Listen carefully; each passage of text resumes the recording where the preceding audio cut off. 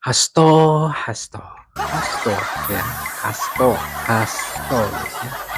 Hasto kena karma setelah memecat mantan Presiden Jokowi, ya. Hasto ditetapkan sebagai tersangka. Wih, Hasto ini bobroknya PDIP, guys, ya. PDIP mulai guncang, mulai guncang, guncang, dan Banteng sudah mendekati kiamat, guys. Wah, mantap. Kita langsung tonton videonya, guys, ya. Kalian pasti masih kepingin lagi dengar berita tentang si Hasto kan? Nggak bosan kalian? Sama, aku nggak bosan aku. Kita bikin dia sampai betul-betul menangis. Gempur terus, gempur. Ayo, Tahu Pung, kalian apa hajar. kata kubu sebelah? Ngapain kau terlalu Hajar, fokus sama Bung. si Hasto? Hajar. Kalau memang betul adil aparat penegak hukum, coba tangkap itu si Harun Masiku. Aku bilang sama orang itu, aku nggak peduli di mana keberadaan Harun Masiku sekarang. Yang penting Hasto sudah ditetapkan jadi tersangka. Untuk apa diperdulikan ikan sepat kalau udah dapat ikan toman? Bodoh namanya itu kan. Ikan tomannya udah dapat, ngapain kita pedulikan ikan sepat? Jadi kalau bicara tentang permasalahannya Harun Masiku ini, biar tahu kalian, ternyata perannya si Hasto ini sangat besar. Makanya udah gak cocok lagi ditetapkan jadi saksi. Memang harus dijadikan tersangka. Harus tersangka dia, harus naik kelas. Betul.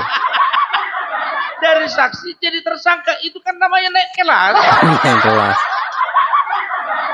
Iya, jadi berdasarkan sprindik nomor 153 dan 152. Repot ini, Opung kalau udah ngomongin sprindik, pasal-pasal, hukum segala macam, pusing kami, Bung. Biar paham kita semua, kan begitu. Betul. Jadi sprindik 153 menyatakan bahwasanya Hasto itu memang betul dengan nyata-nyata melakukan penyuapan. Kan begitu. Sprindik 152 mengatakan bahwasanya Hasto itu melakukan obstruction of justice atau perintangan terhadap proses penyidikan, ya. Jadi satu-satu dulu kita. Ternyata biar tahu kalian perannya si Hasto ini ternyata sangat vital, ya. Yang pertama itu, ya kita sudah tahu bahwasanya yang terlibat itu adalah komisioner KPU yang bernama Wahyu Setiawan. Kalian tahu ternyata Wahyu Setiawan adalah kader PDIP yang menjadi komisioner KPU. Iya pantas. Lawang mantan kader sendiri, oh. Wah, pantesan licin. Jadi ya uang itu dari Harun Masiku, ya. Itu ternyata kalau bisa kugambarkan nggak langsung itu ke komisioner KPU. Karena apa? Biasanya itu satu pintu, lewat siapa? Lewat Hasto. Kan aku pun juga mikir juga, nggak mungkin lah seorang Harun Masiku itu bypass ke komisioner KPU, nggak mungkin. Karena secara Harun Masiku itu dia orang provinsi. Kalau orang provinsi mau berhubungan dengan orang pusat berarti harus ada koneksi di atas, kan begitu. Siapa koneksinya? Hasto. Ya. Uang yang disampaikan Harun Masiku itu totalnya itu 1 juta, 1,5 miliar. Wih. Ya, 1,5 miliar. Guys. Nah, ternyata yang memberikan uang itu adalah Hasto. Nyampe ke tangannya si Wahyu cuma 600 juta.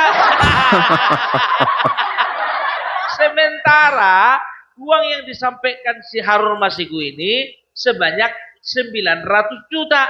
300 juta itu hilang di jalan. Kena copet. Ya, jadi pantaslah kalau bisa dikatakan kok bisa komisioner KPU ternyata mantan kader.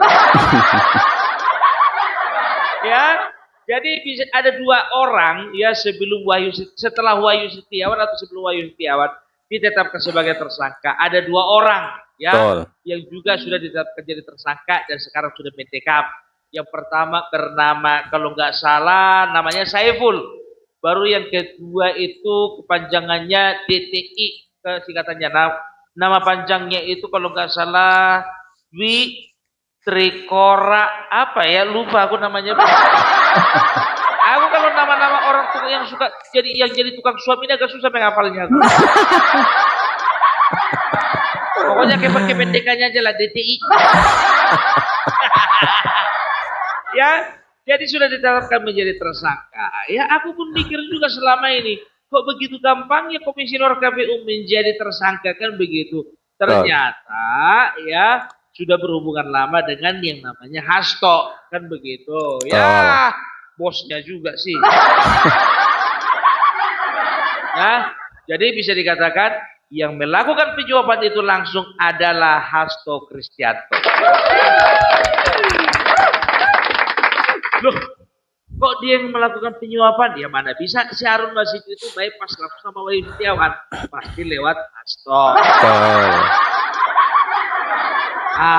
Ya. Terus ya untuk sprindik 152 yang menyatakan bahwasanya Hasto Kristianto sudah melakukan obstruction of justice atau penghalang-halangan atau perintangan terhadap proses penyidikan. Yang pertama, tahu kalian ya, waktu masih ingat kalian kan waktu si Hasto dipanggil menjadi saksi.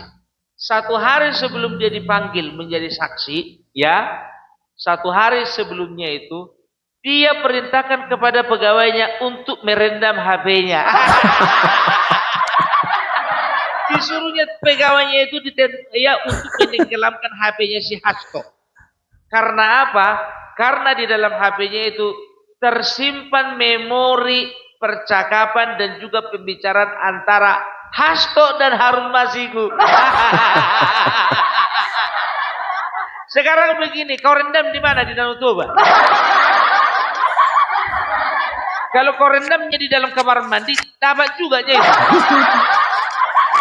Kalau mau kau rendam, ya ikatkan HP-mu itu dengan batu seberat 25 kg, tenggelamkan di sini di dekat Danau Toba ini. Ya kan?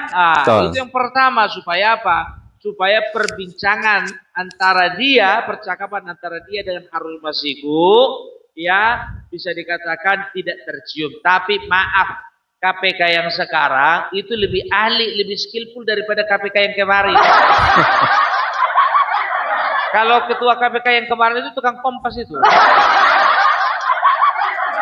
Jadi jangan diharapkan lah. Oke ya, itu guys ya penjelasannya dari Opung ya, dimana penetapan Hasto sebagai tersangka sudah tertuang dalam surat perintah penyidikan ya, yaitu sprindik guys ya.